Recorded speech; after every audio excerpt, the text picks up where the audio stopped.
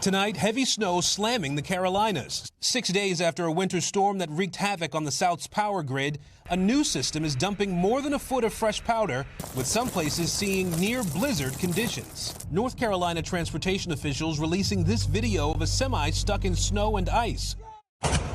And in this video released by Gastonia police, you can see a train plowing into a semi-truck stuck on the railroad tracks.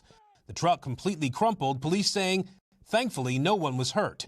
And in South Carolina, cars littering ditches along highways. Officials in both states begging people to stay off the roads. Guilford Metro 911 is being overrun today with calls for people that are getting out and about. And with 137 million people across the country under cold weather alerts, the death toll connected to this winter crisis now in the triple digits. This is an incredibly difficult and painstaking decision.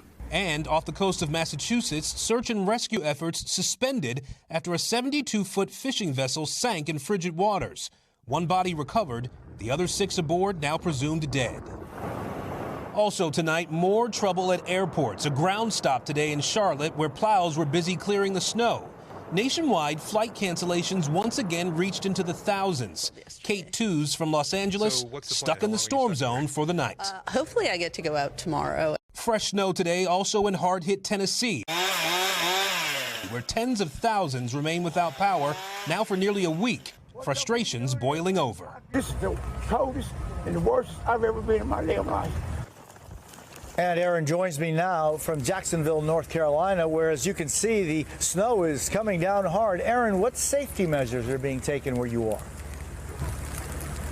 Well, Jose, the biggest safety message to people here in North Carolina is to stay off the roads. The plow crews are going to be out there through the night working to clear the roads. There are curfews in places in some counties here in North Carolina through the night tonight. Of course, we know that this storm could get bigger as the night goes on. And then there's that Arctic blast that comes after. The wind chill here is 8 degrees right now. That cold air is going to stay in place for at least several more days, Jose. We thank you for watching, and remember, stay updated on breaking news and top stories on the NBC News app or watch live on our YouTube channel.